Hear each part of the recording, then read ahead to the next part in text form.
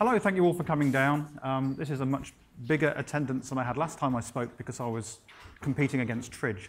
So I think I'm doing a lot better this time around. And of course, all of my equipment has gone bad on me, so we'll cope.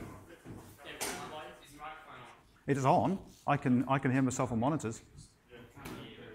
Well, is there anything I can do here to make it loud? Okay, we're going up to max. Fantastic. It's got no numbers on it, so we can't get to 11, sorry. And the lights. 50 off.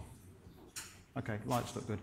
Okay, that's just the abstract that we put on the website for LCA, so I'm not going to talk through it in too much detail. Mosh is a nice bit of software that's been designed to replace the primary usage of SSH, as in getting a shell on your server, to do it in cases where your network is unreliable, is laggy, is changing. To do this, it doesn't use TCP to connect, it uses UDP to talk to your server. It doesn't care about your source IP address, and it tries to take care of it with encryption. So some of that makes me a bit nervous. So, is it safe to mosh? It's a difficult one to answer. I start off, you can't quite see Roger's name on there. Roger is one of our operators back at the university who's spent many, many years doing music photography of punk music only. He loves his job. We're not talking about slam dancing too much. So what Mosh does is it tries to deal with the use case that you're on a reasonably unreliable network. So the first thing that they really wanted on there was the roaming issue, which is where your IP address keeps changing out from underneath you because you're popping off the network on again and you get new assignment. Or in some cases, you're switching to a completely different network off a Wi-Fi onto a 3G. Because a lot of the mobile networks tend to be very laggy, they've put in a bit of work to try and cope with the problem that SSH had, with the fact that the input and the output stream was pretty much all the same, and your keystrokes have to be echoed by the far end. Mosh doesn't do that. Mosh will echo your keystrokes from the client side, but only when it's confident that they're going to be right. So it keeps an eye on your session, and it's line-based in that case. If you hit return, it has no idea what's going to happen next. It makes some predictions, and when those predictions are confirmed by the server, it gets confident and starts making more right in front of you. So it looks really, really responsive. You can do all your line editing long before even the first character has got to the server. They describe it as a replacement for SSH, which is a little bit enthusiastic, I think. It's not a replacement for all of SSH, it's a replacement for that one use case of getting a shell. So we don't get the port forwarding, we don't get the wonderful VPN, we don't get X, any of that. They're working on some of those ideas. It's not necessarily going to work for all of it. So, is it safe to mosh? Well, these guys here look very confident and happy, right? So they're using Mosh and it works for them. That guy there is looking very happy because he knows something you don't know. Maybe.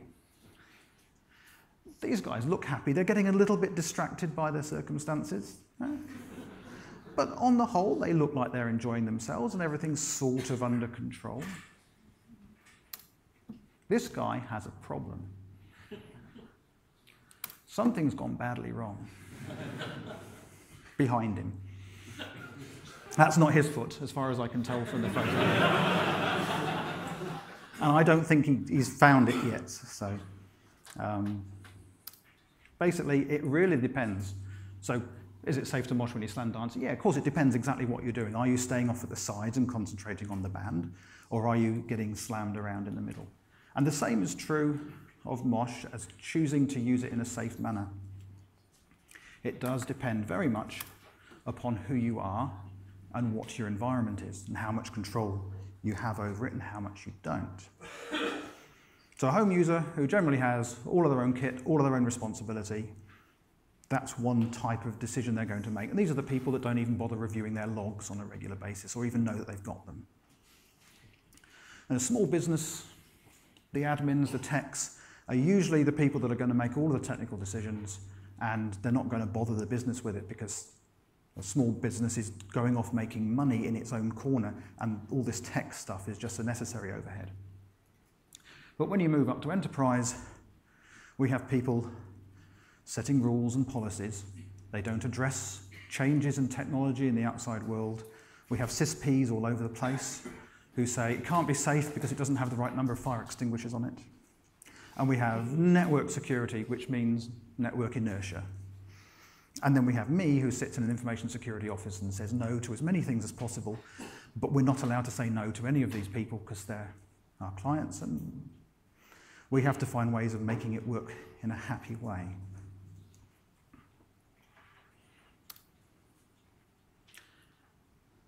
I've got another what is Mosh. This one must have come off the website. I'm not going to waste time on this because I think you've just seen that a few times. So the high points of Mosh is the things that are really good about it, the things which make it very compelling. If you're roaming between networks, if you spend a portion of the time with no network and get it back again later, like you're walking across the green here at LCA, or say you've come out of a Wi-Fi and it'll take a while till you get to the next one, or if you sleep your laptop before you take it home, and you want to be able to just open it up and have your server sat there ready to be talked to without you doing anything extra at all, Mosh is fantastic. Because of their SSP protocol, which they put in to do all this with, which we'll get into a little bit more detail soon, the whole connection is really, really responsive. If you start off a big find of everything and you go, Control-C, Control-C, it'll work because the input and the output channels are separate. You hit the Control-C, it'll send that down to the server. Forget about what's coming, it'll do it straight away.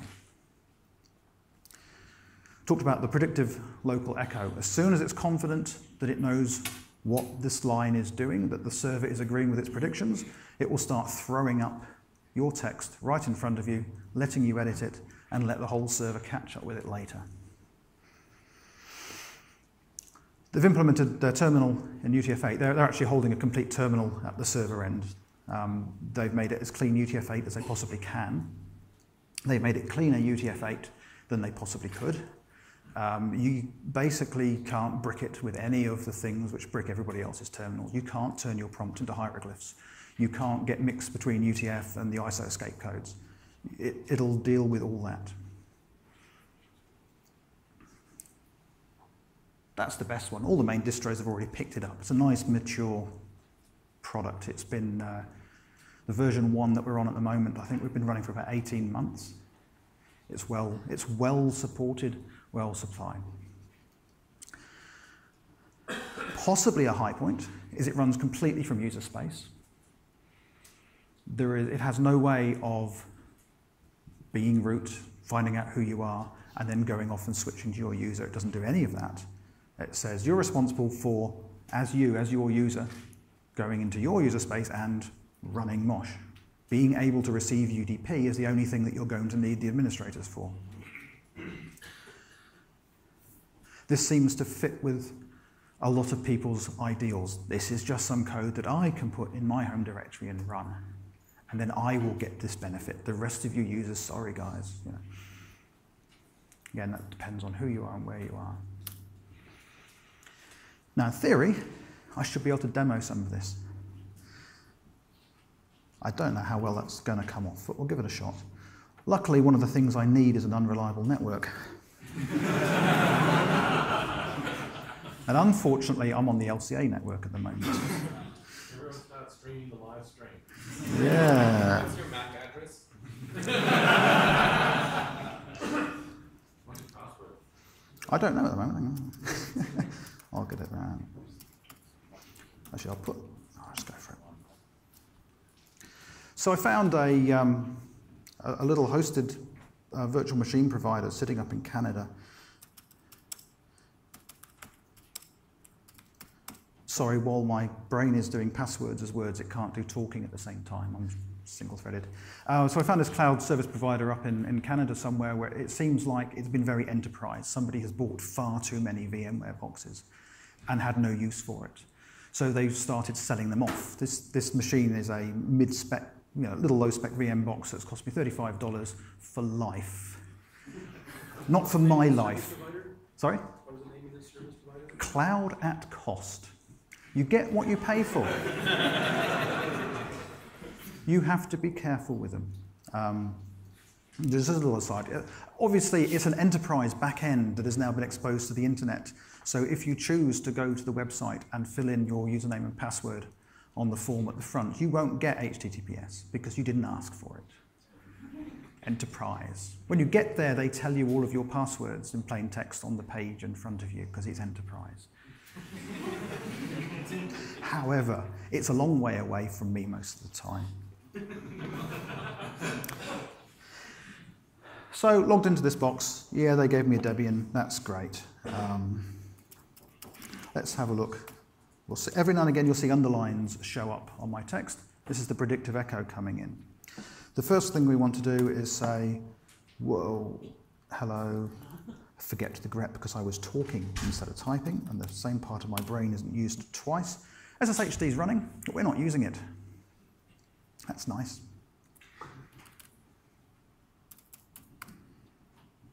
We're on a shell hanging on the back of Mosh server, which is running off the back of init now. It doesn't belong to anything else. You didn't see what happened when I logged in because that's just the nature of the front end of the client. We logged in over SSH, quietly, while you weren't looking. As soon as we got a shell, we ran Mosh server.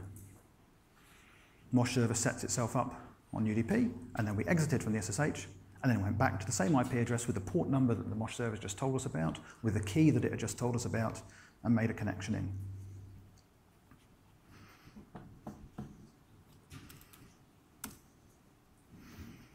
It's very nice. It will update your utemp. It will tell you where you've come from at any given moment and what you're doing.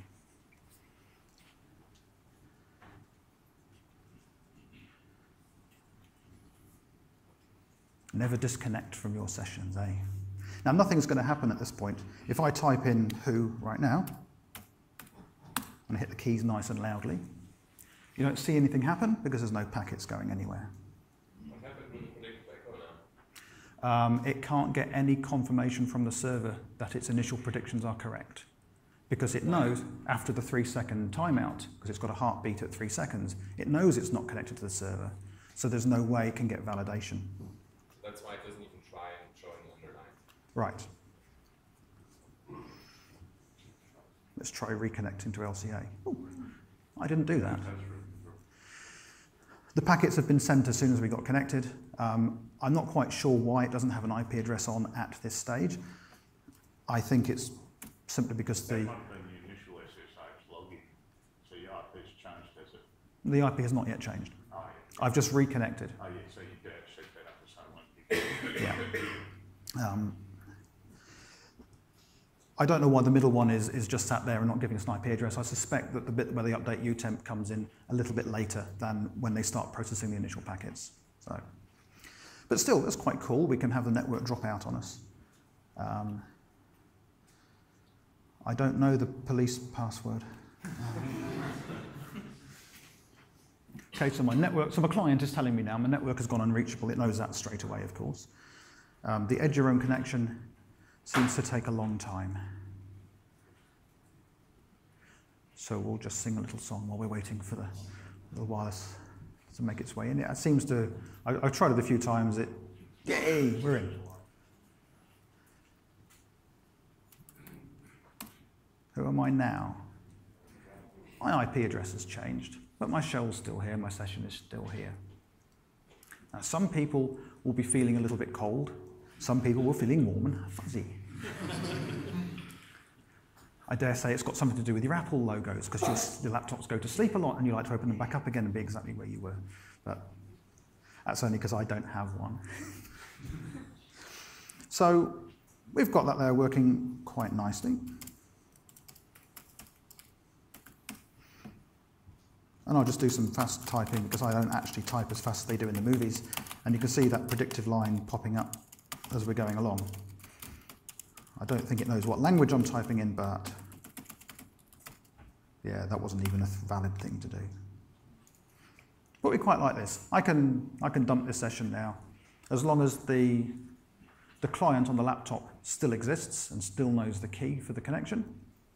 It'll be able to make that connection back to Canada whenever, when I get back to the hostel or something if I want to. I think that went stunningly well. Yes, sir. Can you cat a binary file? Show us the... Can I cat a binary file? Okay. Be random. Sure, yeah, okay. Don't cat it. Yeah.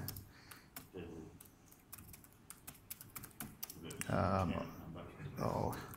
That doesn't count. It's trying to cheat. Oh, yeah. Count equals 1. What's the other argument? Size. Bias. What should we give it? 20? 30? Oh, I'll give it a... Okay, we'll give it a reasonable chance of bricking me, shall we? There we go. So there's a chance that that would have bricked a terminal. Do it a few more times. It's recovering nicely. Cool. Does everyone know you can just random things so you can use that? Right, so what I'll do is I'll hit return to / and somebody shout out, you sir, shout out when you want me to hit Control-C. We... That doesn't normally work, does it? It's great. Oops. Yes, sir. Does the key ever expire between the client and the server? Does the key ever expire? I will cover that a little bit later on. Yes, it does. When the key expires, so does your session.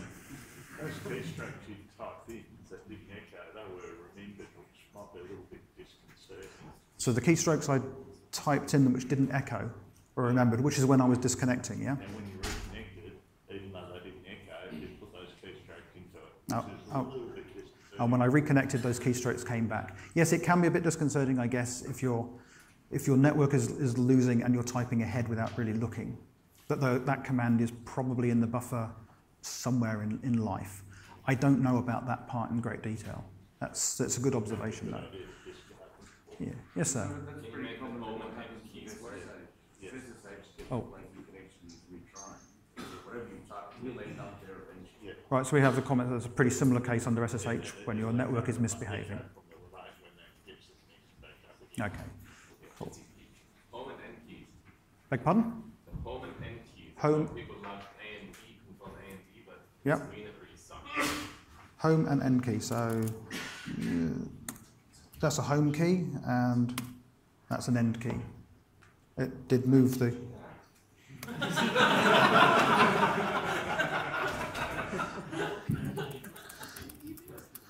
I'll do that. I'll do that at the top of the screen because I think there may have been an AV problem here. So pressing the home key brings the cursor to the front. Pressing the end key takes the cursor to the end. Thank you very much. Do you support pluggable login providers? Like, do you use Telnet instead of SSH? Do we support pluggable login providers so we could do something instead of SSH? Yes and no. The simple answer is we don't support any login at all. So you can do what you like. It's even been suggested that somebody would start their Mosh server and get the required port and key information out from it, encrypt it with their private key, shove it into DNS, query over here, and then connect to it. And that would probably work quite nicely. I think it would be insanely mad to do it, but it doesn't matter, right? It's completely irrelevant. This is running in user space. As long as you can get information from the startup of the Mosh server securely, knock yourself out. We'll cover the startup in more detail. But we're doing well. I'll go to them. So without a login session like that, you couldn't do something like challenge response, so you couldn't do, say, two-factor auth. We're talking about doing two-factor auth, query whether that will work with Mosh. Yeah, because it's coming in over SSH by default on its first connection. It will do whatever SSH is going to do. And that will get you from the public port 22 listener down to a user, at which point Mosh starts up, and then we get frightened about that later. I want to carry on, though, so Okay.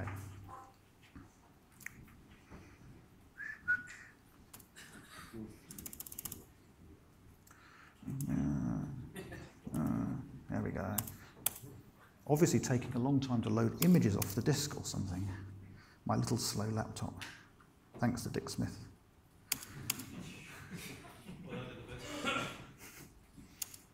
So yeah, where's your two-factor auth gone? It could be going there.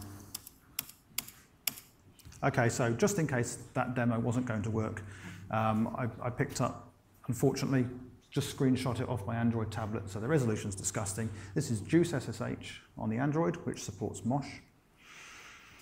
It's connecting, and at this point here, it's going through. That's the normal SSH dialog going through. And there we see just a couple of quick updates on what we've covered there. I show that we're not using SSH after we get our shell. Our shell has come from a Mosh server. I didn't show either way that the Mosh server is actually running as my user, not as anybody else. And just showing our IP address data going into who. When we disconnect, we get informed at the client end that the heartbeat has failed, so we know what's going on. Reconnect. Switch to a different network and get a different IP address. And I tried to catch the type ahead. It doesn't show up very well, but perhaps at the top of the screen it's a bit better. So what you get when you install Mosh, your lovely Debian package, you get a whole bunch of extras for documentation, but fundamentally you get two binaries, the Mosh server and the Mosh client, and you get a helper command called Mosh, which is a Perl script. I did have a quick look up and down the Perl script. It does a bit of input sanitation on your command line because it will allow you to pass SSH information through to the far end. But I didn't bother going too far down the process of trying to exploit it because it's logging in as me anyway, so I could already exploit the server. So I didn't worry about it. It looked pretty, it looked okay. So that's how you use it. You just run Mosh with options, your host is. You can have an optional command at the far end if you don't want it to run a bash, a login shell. So it connects to server SSH, starts the Mosh server emits its UDP port number that it's just successfully claimed, and it gives you the key that it's using. Nice big 128-bit key. Puts it on standard out, so it's completely your problem to collect it and bring it back safely. Then it drops the SSH connection, and it starts up the Mosh client by telling it the port number and the key.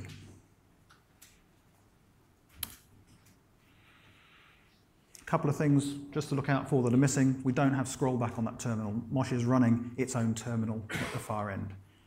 If you want scroll back, go get tmux. If you've got screen, go get tmux. It's not fully mature yet on the things that I would worry about that it needs to log.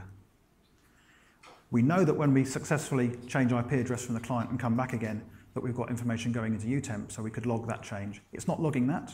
I would like it to. It's trivial to add it, I believe.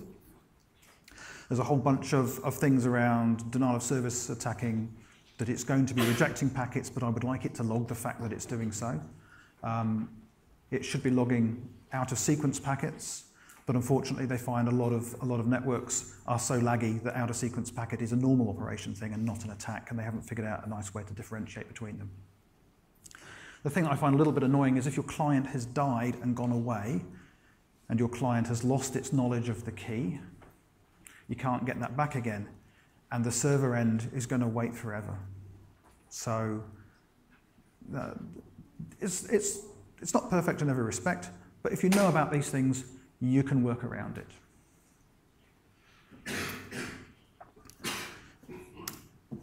Right. What's actually going on is we start off over here on your client side. You run Mosh client and you get yourself PTY. The Mosh client sets up two objects in memory. The session state synchronization protocol. Sorry, I don't have notes on display on my screen, but it sets up the input and the output channel idea. One of them is a representation of your terminal and the complete state of your screen, top to bottom. 80 by 25 or whatever size you happen to be. And the other one is keeping track of your keyboard, of your user input. So it's a bi-directional thing. And it sets up at the far end the same two objects inside SSP, which is why you can have one side flushing the output of find, and the other side is, while that one's full and busy, this guy says, no, I've got a way back. I'll do an interrupt real quick. The transport layer of SSP takes care of looking at the state of those two objects and working out the changes between them, pushes it down to the datagram layer, which takes care of the key and the encryption, drops it over UDP, gives it a sequence number as well, just for good luck, and then at the far end it goes up the stack in the same sort of way. So the SSP transport layer looks after these two abstract objects. One is a terminal state and one is your keyboard. And SSP is designed to be use case neutral. It doesn't care what the objects are that it's looking after. Mosh, the terminal program, cares what it's looking after, but SSP, the protocol, does not know and does not care. Basically, it says if you can diff and patch, if you can describe the changes in state between where I am now and where you are now in terms of diff and patch, then I will work out how to quickly and most efficiently get to the current state. I don't know why they didn't use Git. Jerry Hess would say that they should have always used Git if this was their problem space. Never mind. The transport layer also keeps track of the round trip times and makes some decisions about when to send packets and when not to send packets. So you did a little bit of, you hit Control-C, it's not going to go instantly. It's going to wait until the next appropriate time based on whatever your current round trip looks like, except they will guarantee to go within 50 milliseconds, I believe. And they try and keep the traffic requirements low. So doing this over UDP, they have to do, of course, their own tracking of state and retry. And again, similar to the Control-C example, they're delaying when they're doing the acts to try and make the best use out of what your network is currently estimated to be capable of doing. SSP datagram is the bit where I was sort of worried because I really felt quite uncomfortable about what they're claiming to do. So the payload comes in from the transport layer, and the datagram layer has no particular knowledge of this thing at all. It takes it, it shoves it through OCB mode using that key, and then it starts sending things out over UDP and really doesn't care. It puts a sequence number on them just to make sure that you can detect when you got out of sequence stuff. On the way back in, it's the one doing the encryption, so it gets a packet coming back in with a very, very small plain text header, and then big lump of encrypted data, so it decrypts it and validates it. And if it is a valid looking datagram, sorry, the transport layer, I think, is the one that would actually have to validate it. Sorry about that. The datagram layer has to decrypt it, and then it passes it to the transport layer. The transport layer is the only one that understands the format of what it's doing, so it validates the packet and rejects them when it's people just knocking on the door. The datagram layer is doing lots of time stamping and trying to do the measurement of the network, which is information it passes back upstream.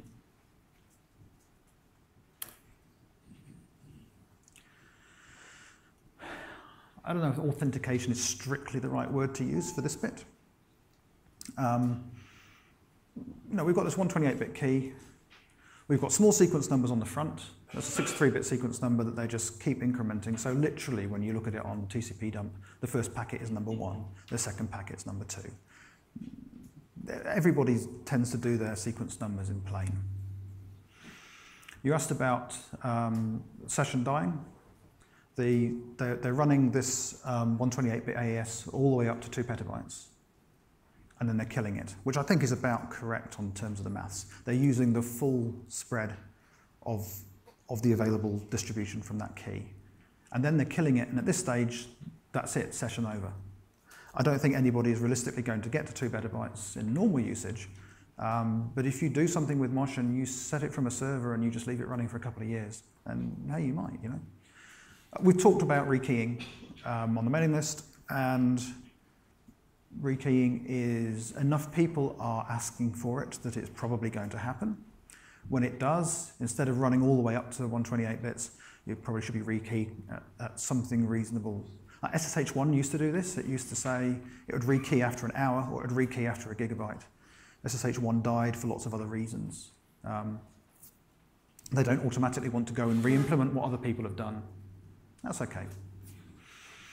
And you're not going to brute force 128 bits over the network, realistically. It would be noticed, and it would take a long time.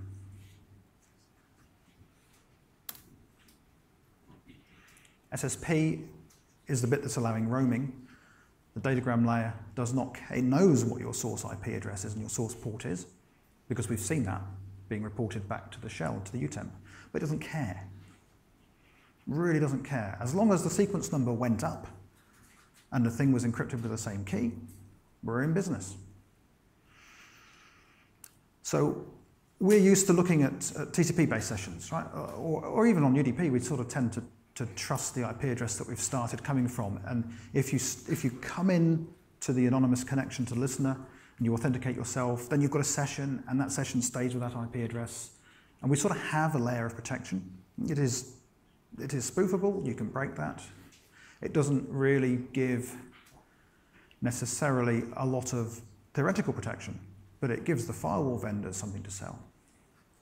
You know, you just, and of course all the IP tables and PF stuff, the first thing is session state established, just let it through. This guy is UDP listener, you must listen to the whole planet, because hey, we never know whether you moved to Nigeria 3 microseconds ago. That worries me. The protection is that 128-bit key is pretty big, and it doesn't really matter if the Nigerians are trying. Yeah. No, I'm not a cryptographer. I just use stuff. I've asked a couple of crypto people who didn't spend more than about half an hour looking through the code. They say, oh, the implementation looks okay. Certainly from my perspective, the code base for this thing is neat and well structured, so it's very easy to find your way around it. So we think we're happy about it.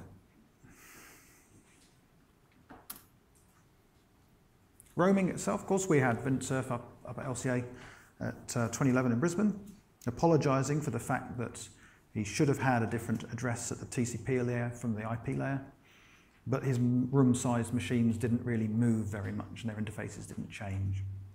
And then, of course, he himself was carrying mobile phones and things that don't roam very nicely. So he knows what he's done. He saved himself a few bytes a long time ago. But we're stuck with this decision now. So in order to get roaming, we sort of have to abandon the whole IP address thing, and that's what Mosh is choosing to do. I don't think I even pressed the key then. Oh, that's sorry, I've got the touchpad. I must have got close enough to excite the touchpad, poor thing. Yeah, pretty much said the same thing. The whole thing with TCP and IP and their addresses being tied together is, I think, pretty analogous to your landline phone numbers. But mobile phones are sorted out roaming just fine, and what they've done is they've got a different implementation underneath. We don't have the luxury of doing that with IP4. I don't believe that IP6 is really going to help the use case of somebody on a mobile phone switching from one network provided by a third party to another network provided by a third party, so that's fine. It could. It could, but I don't know that we're going to get commercial providers that are interested in giving that to us. I think your own networks. Yeah. Yeah. So roaming in IPv6 is much more theoretical than practical at this point in time. So they might do it, but in the meantime, this approach does seem to be okay. So the question is, what is okay? Right? I'm not giving this thing a resounding hooray, look, roaming is so fantastic, because this is not my project, I did not write it, I'm just trying to figure out whether I'm going to allow it across my network for my users. Only I work at a university, so it's not my network and my users, it's their network. And they use me.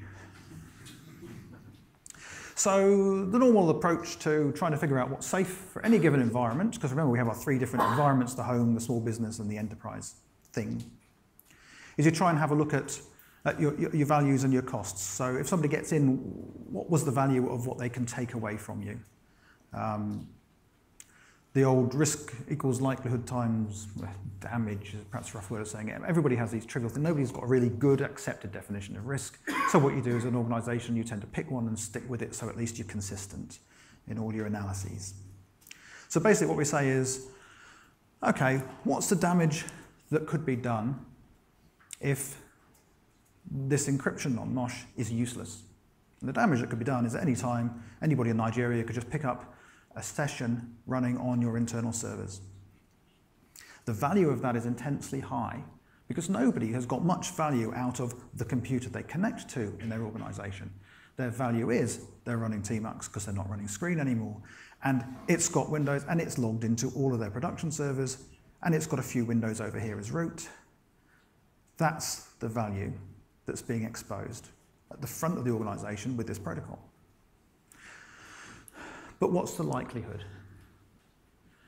Now, we've got some well-known ports, so we're going to be attacked. We've got an implementation of software that's trying to do the right thing, and everybody's bit of software will have some fault in the implementation that we're going to find sooner or later, usually later. According to Verizon, their wonderful reports about what things have gone wrong in the world, later means for 79% of businesses, later is over a year later because a third party told you about it, not because you noticed it. And of course, some of these scenarios are always a game over thing, which is what happens if the guy in Nigeria gets control or gets a root shell on your database? Well, depending on what type of organization you are, it's game over. But your likelihood should be nice and low. The other thing that I'm a little bit worried about is compromising the client device that's got the current key in it. So your iPhone, your Android does not have a very good anti-malware environment. If they get something on there that is aware of Mosh and is hunting for Mosh, it will take your session key out and send it to Nigeria. And a few moments later, there'll be packets coming out of Nigeria to your server, and your server will just go, yeah, sure, that's fine. I'll switch to 41 dot whatever. Then you send some packets, and it sort of switches back, and then the two of you start fighting. All they have to do is increase their sequence number, the way that Mosh works. The sequence number is this 63-bit integer at the front of the packet. So they just take it way up to the end, and your application is never going to try a number that high. So they are going to win, and they're going to take your session. They have to have your key to do that. But of course, that's the game over thing, right? If your client device is not trusted, don't worry about what happened. They could just as easily just take over the connection while it's still live on your device in the first place. So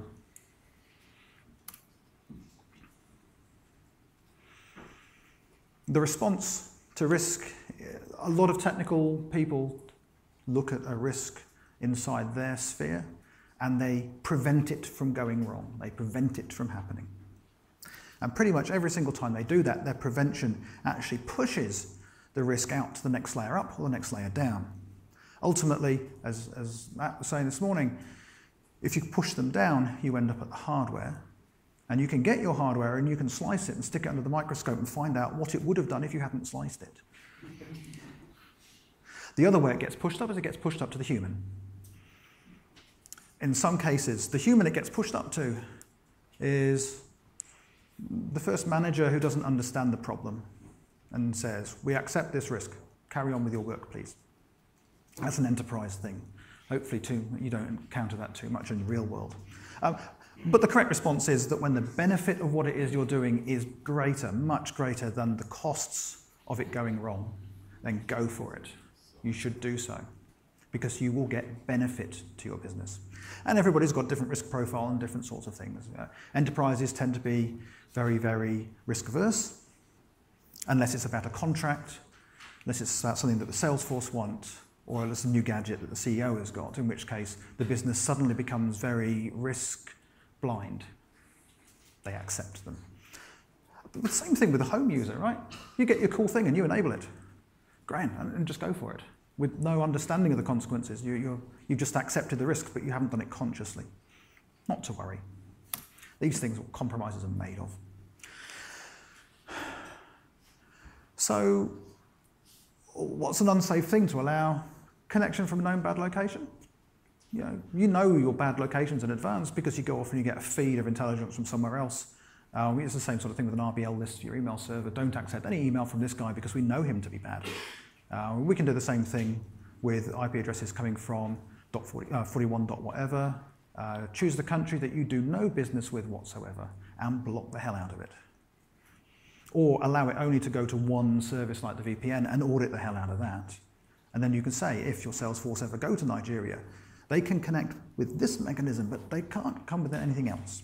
That might work.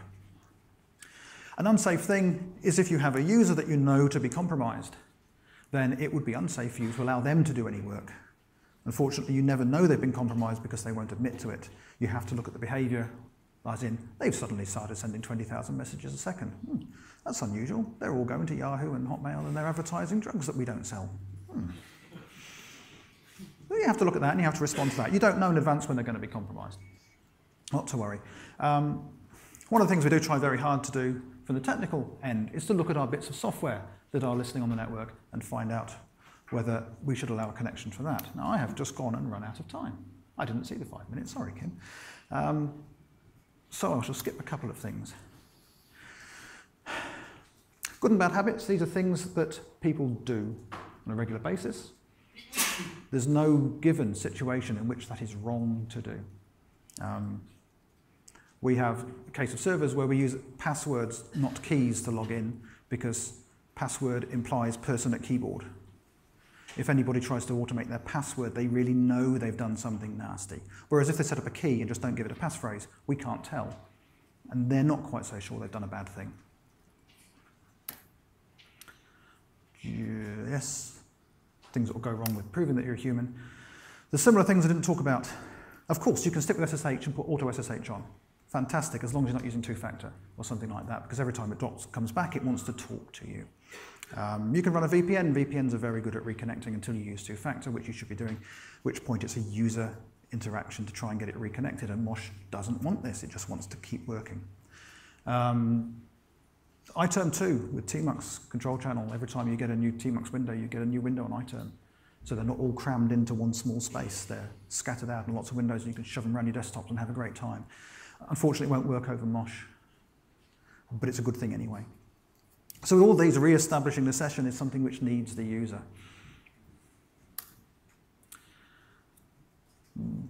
The other one is two-factor, the Google Authenticator thing. It sort of fails when everything was happening on the same device. Getting an SMS message to confirm your identity fails if you were coming from the device in the first place that's receiving the SMS message. So I have to go past, is it safe to Mosh? That's the answer.